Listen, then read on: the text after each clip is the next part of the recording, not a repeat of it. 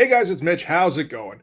We're back for some more Cerebus. We're going to hit the first extended storyline that Dave Sim has done so far as we take a look at Cerebus number 14 through 16. This is the Palnu Trilogy, which is a landmark, I would say, in this title. So just before we get into it, if you enjoy the channel, if you feel like you might want to help out a little bit, go over and subscribe to my Patreon. Links are in the description. Gives you early access to everything I do, helps out the channel, and helps to buy new comics. So at this point, we've gotten through 2 years of the Cerebus comic book. We've established the main character, and he's grown from more than just a parody of funny animal characters and Conan the Barbarian types to be a little bit more his own aardvark. And in the meantime, we've also provided him with a little bit of a supporting cast that started to recur. And this one is going to expand on both of those things. We're going to get some more growth from the character, I would say. More importantly, though, we're going to get another supporting character, a pretty important one added to the mix, and that's Lord Julius. And there's been some other important developments to the comic as well. For one thing, at this point, Dave decided that he was going to take the comic book monthly. This is the first time he's tried something like this, but he had proved to himself at least that he could put out 22 pages in a month, although to give him a little bit of extra leeway, he did decide to shave it down to 20 a month. He had also decided just previous to this that he was going to put out a weekly page in the Comic Buyer's Guide that would advertise Cerebus and would kind of tie into the story eventually. So when he decided to actually make the move to monthly, he was just going to drop that page a week. And I don't think I'd ever seen those weekly pages until I recently discovered that I had managed to purchase a reprint of those pages. I didn't even know that. I bulk bought a whole bunch of Cerebuses quite a few years back, actually. And this is just kind of tucked in the middle of them. So since this precedes the issues in question, this is really where we should start. I believe this here is just a blow-up from one of the pages inside the book. And the pages themselves aren't enough to fill a reprint issue. So Dave also decided to include one of the extra stories that was previously featured in, I believe it was the Swords of Cerebus, which were the early collections of Cerebus. And this one is just about Cerebus being teleported into this kind of neutral zone by a wizard with a gigantic mustache. And it's interesting because this little square of bricks among the Walt Simonson-esque, Starscape, and this wizard are going to come back in about 80 issues, but not until then. And honestly, by the time I'd read those issues, I still hadn't seen this, so it was kind of weird to see it again. But this wizard is theoretically a wizard for good, and he's looking for weapons in the magic war that is ongoing, and he's managed to teleport Cerebus to kind of aid him. First of all, though, he has to determine what exactly Cerebus is. He's never actually seen an aardvark before, and does all sorts of magical tests to kind of, see what his properties are before he finds an entry in the book here. And I mean, this is just kind of a goofy little short story to fill some space. But it's a bit of fun. We do get a couple of interesting things in here.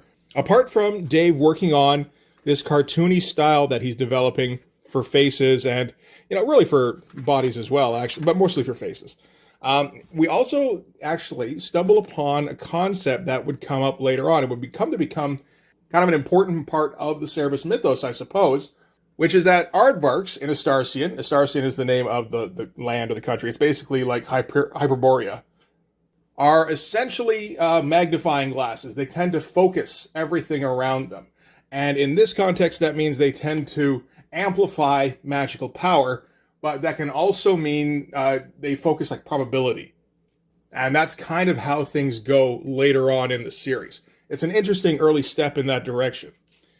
But yeah, here we get the wizard explaining the magic war. We get a wizard here that looks an awful lot like Doctor Strange.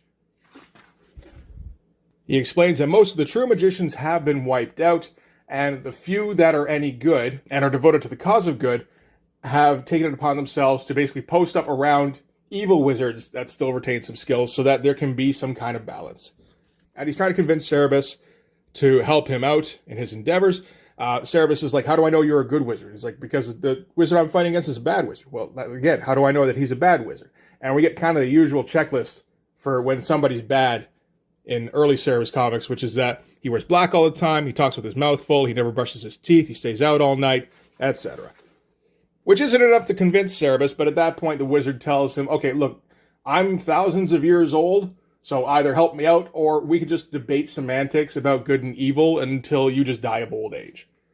So Cerebus decides, all right, my moral streak isn't that wide anyway. Let's get this over with and get me back to where I came from. So yeah, blast him with the magic stuff, which shoots out of his eyes. That's always fun. To create an ultimate magical weapon. And Cerebus wakes up either in a desert or maybe on a beach or something like that. Kind of looks like a beach.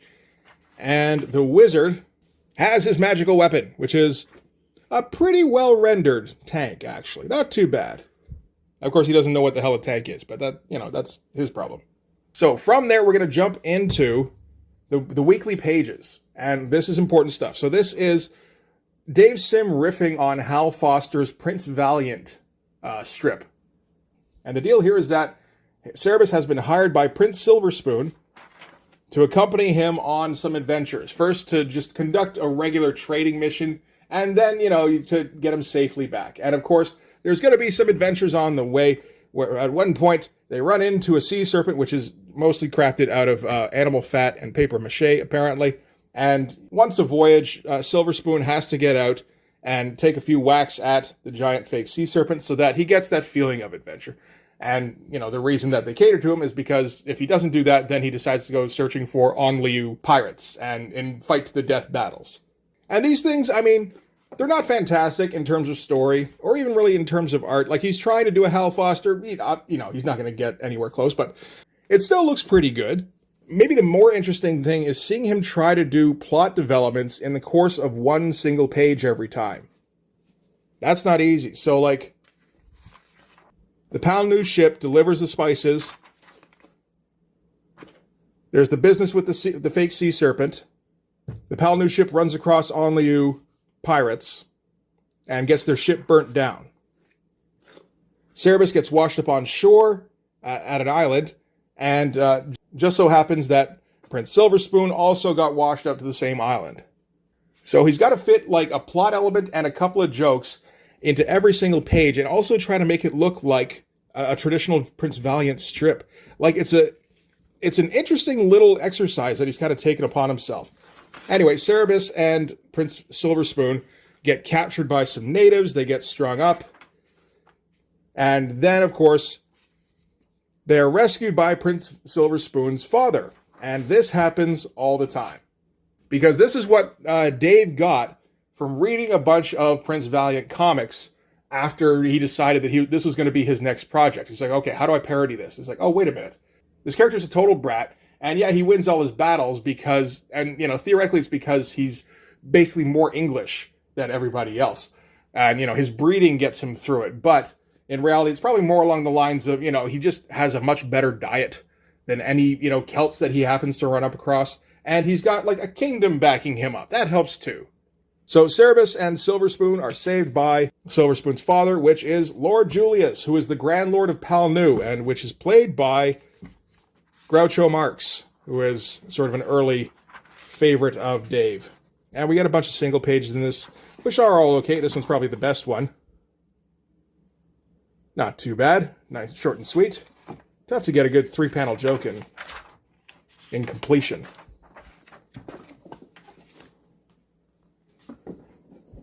So now we're ready to jump into issue 14. Cerebus has endeared himself to the Grand Lord of Palnu, so he's in a position of influence to start off an issue for once, which is nice.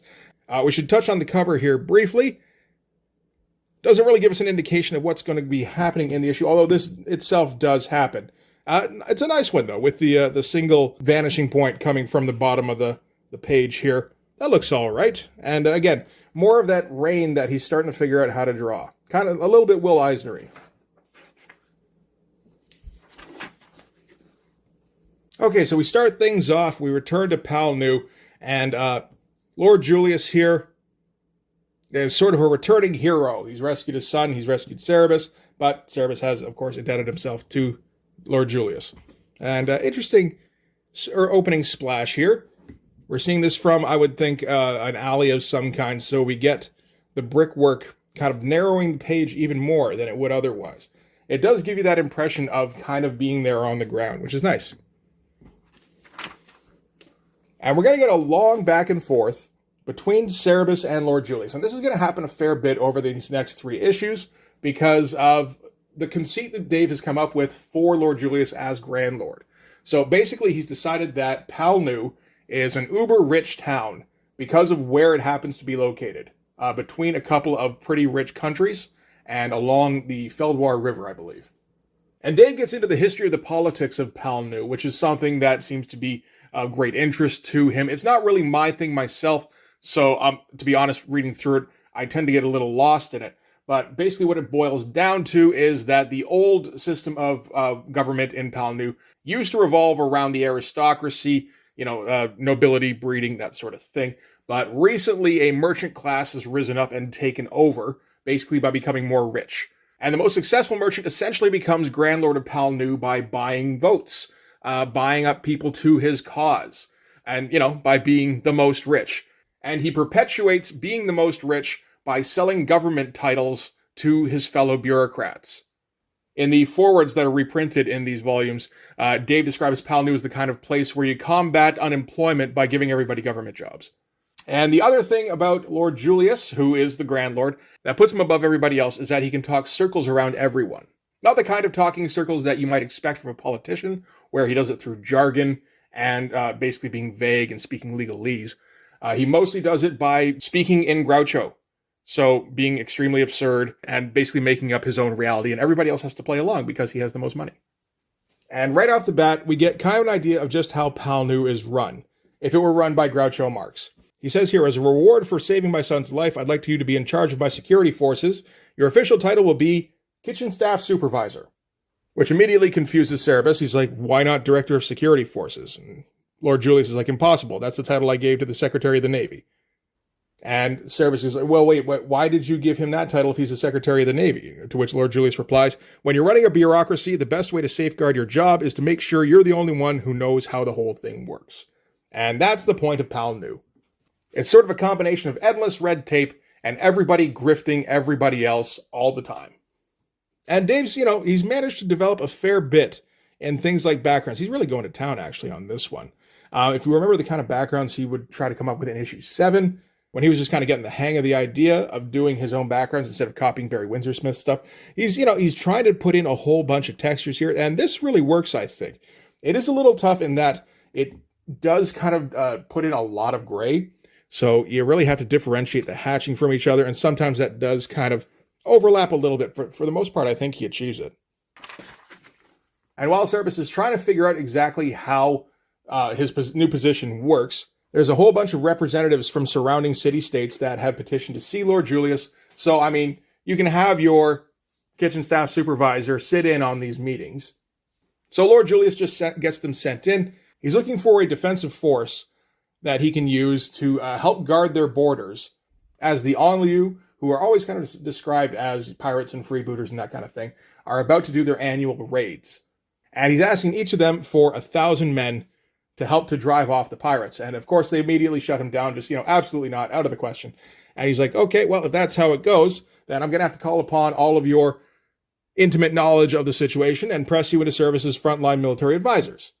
And of course, they're only too happy to help after that. And this is actually a strategy that Cerebus would use later on in the series. And so after the meeting, Cerebus is kind of ushered out and shown to his room. So he goes searching for a bar so he can find out a little bit more about the inner workings of Palnu. But yeah, basically he gets a local bureaucrat drunk and just kind of lets him talk his ear off. And kind of a bold choice to show that, really. Like a big stack of expository dialogue here with the one single image, all in black, which you're going to kind of need in a book like this to help save time, with the one large window kind of grounding the drawing here, that and the floor with the shadows. It's a nice page, to be honest. I do wonder how Dave did the lettering on this, because it's all white lettering on black backgrounds. So given the time period, I believe this is 79 or 80. Yeah, 80. I would imagine this would have to be white ink on black, which looks great, and certainly doesn't look like he had to cover up any mistakes or anything. It's very well done. All right, so the next thing we're going to see is a public function that Cerebus has to attend as kitchen staff supervisor, where Lord Julius is giving a speech about the current cinnamon crisis, which is basically that their supply lines have been raided and no new cinnamon is coming into the town. And Lord Julius is really bent out of shape about this because he can't get his cinnamon toast in the morning anymore. And while he drones on, one of the bureaucrats next to him can't wait for him to finish, so just kind of goes to sneak a little bit of food here because he's starving, and immediately keels over and dies. So Cerebus has his first thing that he's got to investigate as kitchen staff supervisor. So on further investigation, Cerebus discovers the nature of the poison, which is something that would have been unknown in Palnu. Like, no locals would have known it, but Cerebus, of course, is well-traveled, and he recognizes it instantly. So he goes down to a local shop to ask about any shipments that have just come in from Eshnasapur. And the shopkeeper's like, yes, we absolutely did get one in from Eshnasapur. A whole bunch of wheat is coming in. And I think, well, yeah, that's good, but I was thinking more about the specific poison that also comes from there. That probably would have come along the same time. And the shopkeep starts to panic and knocks over his shelves onto Cerebus here. Nice panel for it, too. Whole bunch of kind of speed lines outlining the sound effect. That's some pretty good shit. And goes running. So at least they know where the poison came from, but they've lost track of the shopkeep now. So Cerebus goes to tell Lord Julius about it. And, Lord Julius has to get all dramatic about it. He's like, what are my importers? An assassin? Send for the army. Cerebus is like, no. These matters are best handled quietly. Send for the army and have their feet wrapped in cotton. So we're going to get a lot of Groucho-style lines in here. Dave is pretty good at recreating that kind of thing. Like Foghorn Leghorn, Yosemite Sam, those are pretty simple to mimic, really. They tend to kind of say this exact same kind of thing over and over again. Groucho's a little bit different. I mean, you got to get more like the feel of a Groucho joke. So Cerebus' method of investigation in this case is to stake out the importer's office. Because, of course, the shopkeep himself had to do a runner. He had to leave all his stuff in the shop. Naturally, he's not going to leave all of that unguarded. Sooner or later, he's going to have to go back, or somebody is going to have to go back and pick it all up. It's nice, like, A leads to B leads to C kind of storytelling. It makes kind of perfect sense. And after 3 days of staking the place out, there's a shadowy figure that emerges in the alley next door to the shop. Again, some kind of nice stuff here with a pretty small drawing of a building. There's not a ton of detail in here, but there's some interesting stuff going on in like the clouds. That looks almost like dry brushy or maybe even like charcoal. I'm not even sure. So the shadowy figure kind of sneaks into the place and then quickly sneaks out again in about 30 seconds and goes running off down the street with Cerebus following him. And he's going to follow the shadowy figure through the streets here. And yeah, we're really coming along with our backgrounds. I don't normally go this much on the backgrounds in this kind of thing. It's just that, we've seen where he's come from, where he really didn't know what he was doing at the beginning of this. And he's picked up a whole lot of tricks and not a whole lot of time, really. Like, look at this boot. That's a pretty good boot. I think he did a decent job at drawing feet at the beginning, but that's like full-on professional level. That's good shit. So, yeah. The shadowy figure makes his way to its destination, and it turns out where he's going is the trade building, which is, of course, Lord Julius's headquarters. And he figures, oh shit, this isn't a spy or an assassin or anything. This is one of Lord Julius's fucking employees who he sent out to go and sneak something from the shop. He's going to scare off any kind of spies.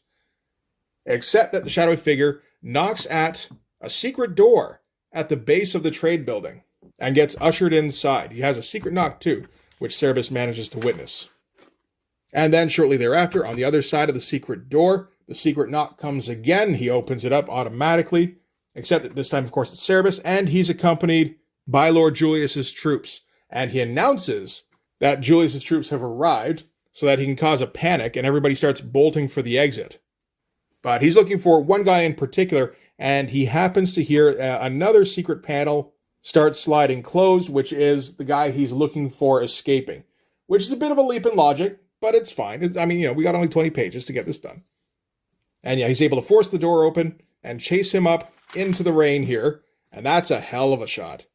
I guess we have seen this kind of shot a couple of times now from Dave, but that is very well executed. And yeah, so we've got our spy here who's scaling the side of the wall down, and there's Cerebus poking his head out.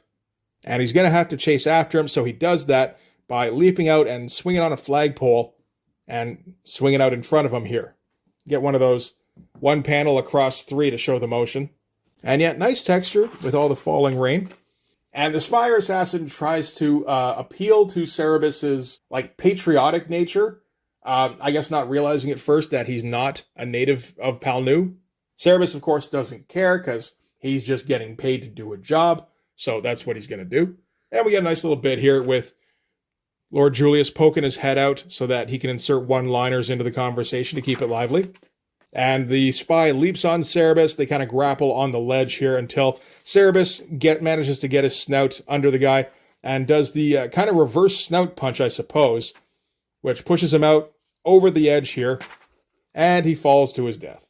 And then we get one final stinky wet fur joke to end things on. But we have established in this, we've got a shot of Dave trying to do the Fantastic Four and Spider-Man. I don't know how well that works, but why not? This is from just a year previous. I feel like he could have done a better job, like in this particular issue. And we get a shot of Cerebus and Wolverine by John Byrne. Sort of Canadian comic artists of the world unite. Another couple of single pages. Pretty good stuff. All right, so that's that issue done. So establish Cerebus in a position of some authority in Palnu, and also establish that there is a growing conspiracy in Palnu to assassinate the Grand Lord. That's not the right issue. My bad. All right, so issue 15. So part 2. And yeah, we're going to get Cerebus versus a giant snake. In more ways than one. We start off, of course, with our big splash page because that's becoming sort of a expectation around here. As Cerebus starts to go over this conspiracy that's popping up with these revolutionaries. And of course, Cerebus is trying to go over this with Lord Julius while he's in his bath. And we get one of those shots where Dave's trying to fill in a bunch of background stuff and, doesn't do a bad job. Showing off his extra tones and everything. So Cerebus is going over the problem with Lord Julius of this uprising that he's got to deal with. This is the Eye in the Pyramid, which is a secret society that is organized against Lord Julius. And they'll also prop up later in the series, briefly at least. So while Cerebus is discussing this with Lord Julius, a priest of Tarim enters to denounce the planned festival that is approaching, the Festival of the Petunias. And he doesn't serve a ton of purpose at this point other than to just show that Lord Julius talks circles around everybody that happens to come into his office in Palnu. One thing that is worth pointing out, though, that I know is a trick that Dave Sim learned reasonably early, is since he's dealing in black and white for his comic book, one thing he does fairly well is spotting blacks. And one particular trick about spotting blacks that he's noticed is that when he's spotting, he always makes sure to get a couple of corners filled up with black. And that somehow anchors the image. It's not really a thing I 100% understand, but it does work. And I notice it a lot in this issue. So most panels will have some kind of black border around them. And that just kind of solidifies the drawing. And on top of that, since most of the characters are usually lighter, there's not a ton of rendering on them because they're done mostly cartoony. It does tend to kind of pop them out, and it acts as a contrast. And there's even some interesting parts here where the priest's hood is largely black, and he allows it to seep into the background here, which totally works. He doesn't try and outline it or anything, although he doesn't want that in this one here, or it's just a close-up on the dude's face. So he does instead some tight cross-hatching to pop out the hood again. So you get just a lot of abstract areas of black with just shapes that are cross-hatched. And it does work very well. He doesn't have to work too hard at doing a continuous background from panel to panel. But he's able to just pop out whatever character he wants to at whatever time. And we get introduced to Lord Julius's stenographer, or the Minister for Executive Planning. Anyway, this is Baskin. And Baskin was sent down to record anything that was said during the torture sessions for the members of the Eye in the Pyramid that were captured in the last raid.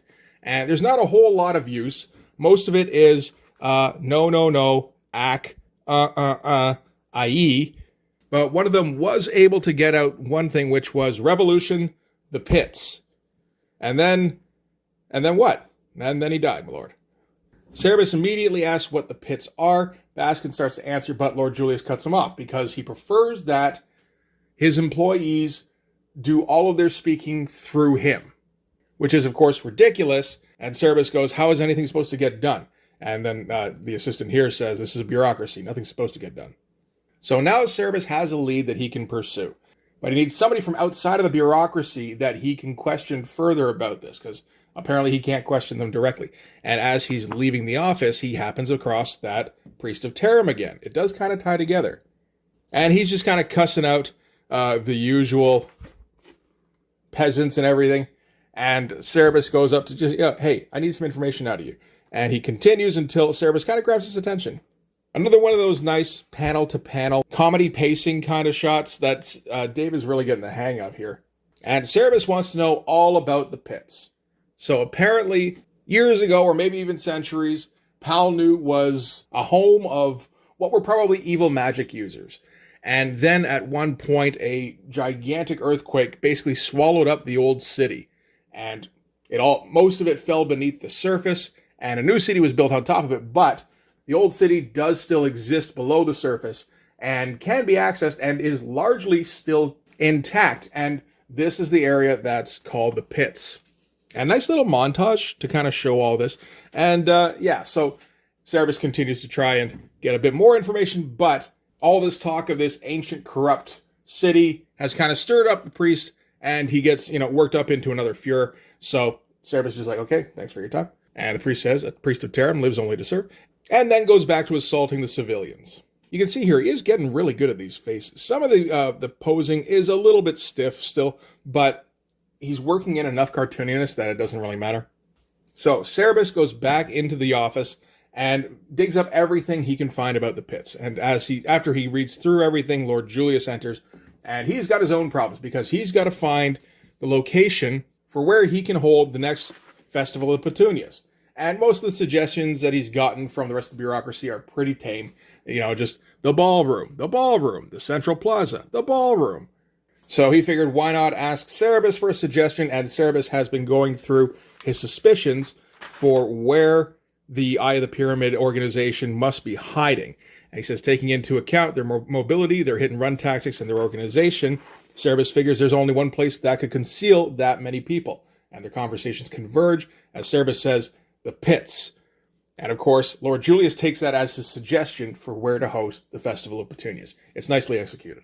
So they're going to have to investigate the pits, one, so that Cerebus can ascertain whether or not that's where the Eye of the Pyramid actually is housed, and two, figure out how they're going to clean it up so that they can hold the festival down there.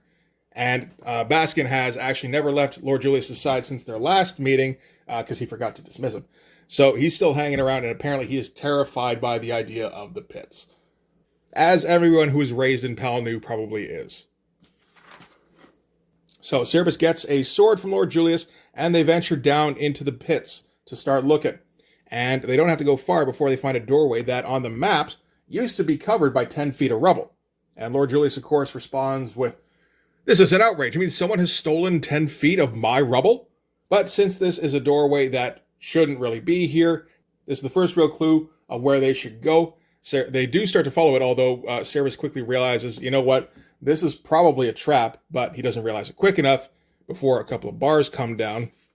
And again, we see all that black just surrounding every panel here, shoring up the corners, and providing a solidity just to the overall spread on like every page here. It does give you like just a nice mix. You look at every single spread and it's like a nice mix of white and black. So, Lord Julius and Baskin get trapped behind the bars here. Cerebus is out front in this single chamber, which was apparently on purpose. This is the leader of the Eye of the Pyramid who has been watching and set him apart from the rest of them because he figures that since he was armed, he must be Lord Julius's champion in this case. Cerebus, of course, corrects him and says, employee, but whatever, sure. So now it looks like Cerebus is going to have to fight a Conan trope, which is the giant snake in the catacombs. This is the shadow crawler with a great giant reveal shot. And Baskin here doesn't even want to know what it looks like, just kind of squints his eyes shut. And so Cerebus leaps to the attack. He's able to stay out of the way of the fangs at least, takes a swing at the shadow crawler, but doesn't do any damage. In fact, hurts himself really. Takes a swing at the eye, and it's just as sturdy. So realizes very soon that the creature is sorceress, its hide is impenetrable, it has no weakness. And the only other thing he can notice here is that the torches form 2 lines on the tunnel walls. And that is the key, because obviously his sword can't help him in this situation. So he grabs a couple of torches from off the wall here. And the conceit here is that the Shadow Crawler has dwelled underground for centuries, probably, and the only thing it really knows is these torches. And that, they kind of indicate to it where the walls are. So it swoops in on Cerebus again. He moves the torch closer, and that repels the Shadow Crawler. It's a smart twist on the fight. And then, while it's recoiling, Cerebus jumps on its back, puts the torches on either side of its head, and it races forward, and that sends it rocketing towards the leader of the Eye of the Pyramid. And that sends the leader running, also knocks out the Shadow Crawler helpfully. It also destroys what was probably some kind of integral piece of architecture as the room that they're in starts collapsing around them, and they're able to escape just in time. And at the end of it, Lord Julius says, well, at least I got my rubble back. And off in the distance somewhere, the leader says, you win this round, but we shall meet again at your little festival. And that's it for this issue. And maybe the other part of this that's worth pointing out, this was in the introductory notes that would have been in the Swords of Cerebus trade paperback, is Dave really wanted to let everybody know that he was fully aware of the phallic imagery of the Shadow Crawler during this entire sequence. So you get shots like this, all of a sudden it's a little different. This is Cerebus and the leader of the Eye in the Pyramid having a discussion, and the leader here whips his dick out right in front of him. And just starts swinging it about. But thankfully, Cerebus has his own flaming little dicks, which he's able to repel the Shadow Crawler with and turn it back upon its owner and pound the wall into smithereens. And the owner of the giant schlong goes, ah! And then it's job done. The schlong is now unconscious.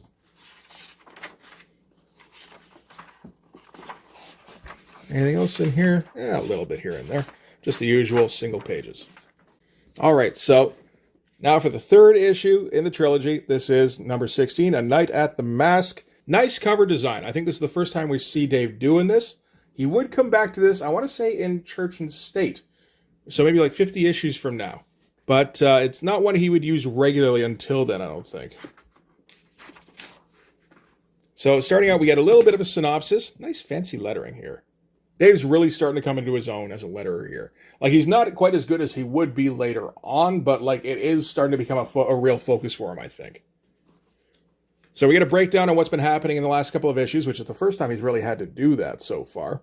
Cerebus gets ready for the party, and knowing where they are, that they're kind of underground, and it's going to be a confined space, and there's going to be a whole lot of people. He's done what he can to kind of limit the risk, and at this point, he's just kind of hoping that Lord Julius keeps himself at a distance from the crowd of partygoers. Well, so much for that. Lord Julius is, of course, right in the middle of everybody here. So this is the aristocracy of Palnu, for the most part, and it is a mask, so they're all wearing, like, goofy costumes. And Cerebus is concerned with his task at hand, which is, finding assassins, which are sure to strike at this festival. Lord Julius, of course, is concerned with his priority, which is making nice with all of the bureaucrats.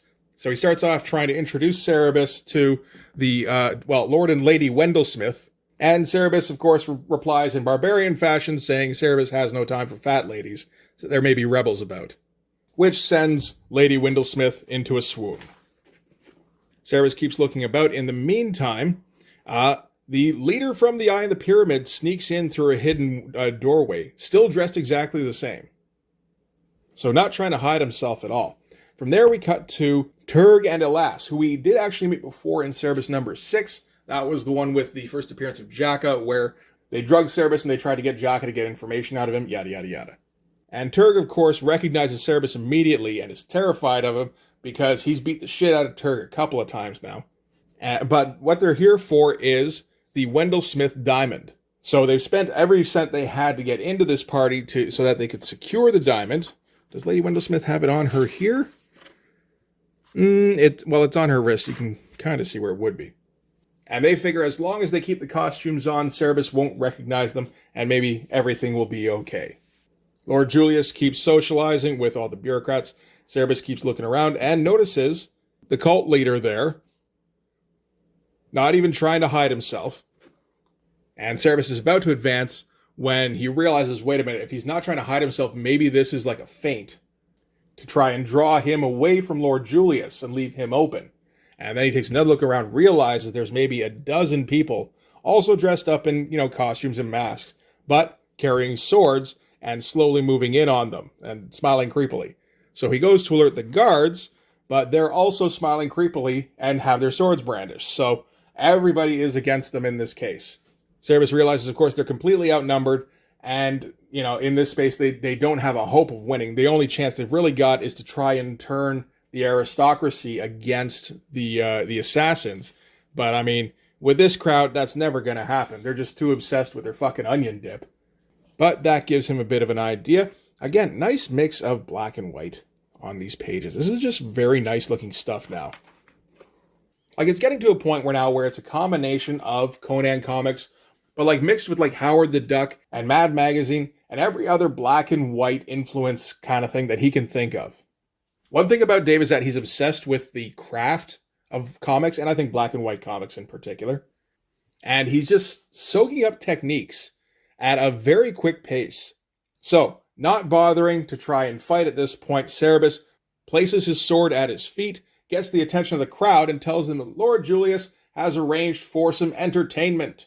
He says that Lord Julius has hired entertainers, and that they're the ones that with the swords, and the object of the game is to cover the people with the swords in onion dip from head to foot.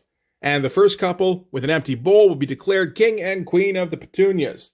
And the first assassin here kind of hesitates for a second and then keeps moving onward, not realizing just how easy it is, as they says here, to amuse the cream of Palnu's merchant class. And the first little bit of dip hits them, and that soon becomes just an onslaught, as all of them just get buried in fucking onion dip. This is a nice little sequence here. All the speed lines everywhere is just dip goes flying in every which way.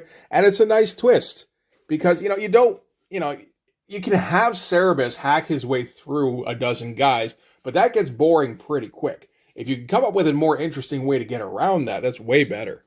Meanwhile, Lord Windlesmith has shuttled his wife off to the side, and he's trying to take care of her. Alas is hovering nearby and just kind of surveying the situation. And at the thought of Cerebus, she swoons again. Lord Windlesmith decides to go and get her a brandy, and leaves Lady Windlesmith there, unguarded, with Alas nearby. And Alas goes and grabs the Windlesmith diamond. And while he's grabbing it, he's starting to have second thoughts really quickly. To the point where he's thinking, you know what, maybe this isn't even worth it. But of course, as soon as he has that thought, it detaches from the bracelet, and now he doesn't have time to reattach it. So he's stuck with this giant diamond that he was looking for. And again, keeping his lighter characters silhouetted against gigantic black patches here. Same with this here. You put a black stripe on the bottom to, again, shore it up. You separate the two here with the black band. You have the hand coming out of the shadows here. It's all kind of necessary for the black and white stuff. Maybe something I should be paying a bit more attention to in Blood Force. I don't know. So, through the hail of herring and onion dip, Cerebus spots the leader of the Eye in the Pyramid escaping, and they set up a quick pursuit. Eye in the Pyramid guy escapes through that secret door he entered through, only this time Alas is right nearby and happens to notice the opening there. Doesn't notice the guy go through, though. And he's been panicking about getting caught the whole time, so he just decides to take this opportunity to sneak through. Cerebus and Julius notice the opening as well. They figure that's where he must have gone, so they're going to chase after him. And Alas, because he missed the guy in the black cloak, when he hears Cerebus coming up behind him saying, he's made a fool of Cerebus for the last time, Cerebus is going to follow him, and one of us isn't coming out of here alive, he assumes he's talking about him. You get a whole lot of black in this page because they're following down a very dark tunnel, which always looks very nice.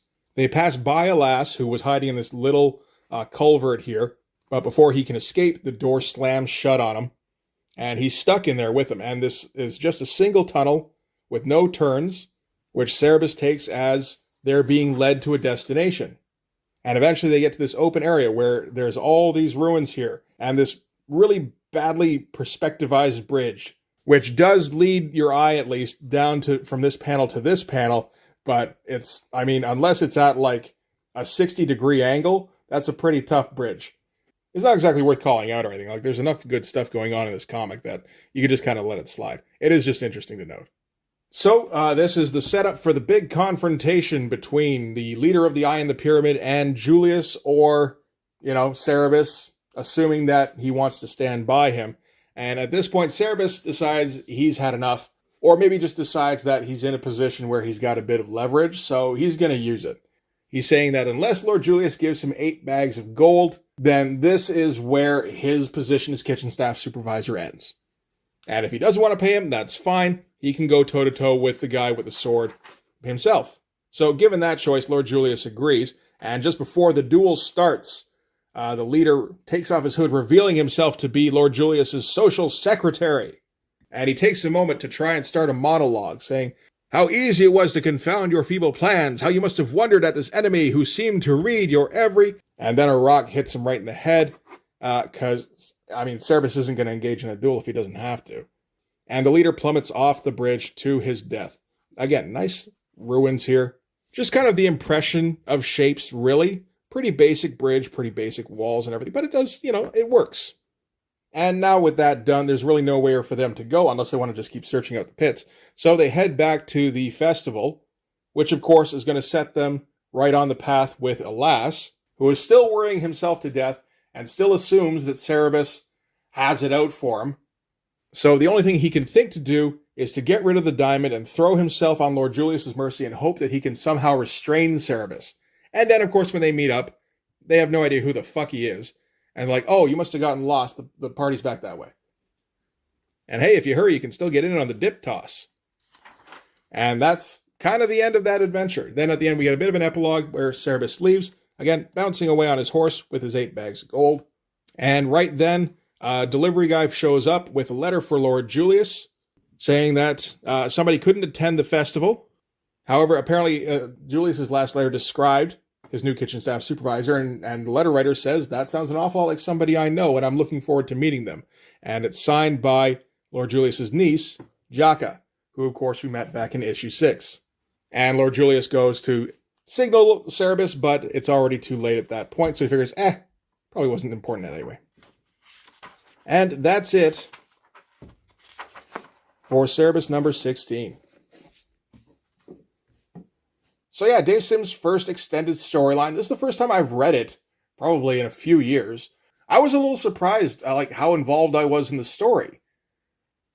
It takes a while to get through these issues. There's a lot of little intricacies. There's a lot of funny dialogue, a lot of banter back and forth. And there's a lot of plot development over 3 issues. These things they take a while to get through. They feel like a lot more involved than I would normally think of. So I think with the success of this storyline, Dave is going to go back to the extended storyline again pretty soon. The next 4 issues aren't really a cohesive story exactly. They're more, single issues that just all run together. But I think Dave does have the extended narrative in mind and is starting to gear up for what will turn out to be a very long storyline. But yeah, it's just interesting to look back on this book and, knowing where it came from as just kind of a fun little barbarian parody thing. And now it's grown into just a quality book that you probably should pick up from month to month because you're going to get a lot of fun. You're going to get some good story stuff. And the art is still improving from issue to issue.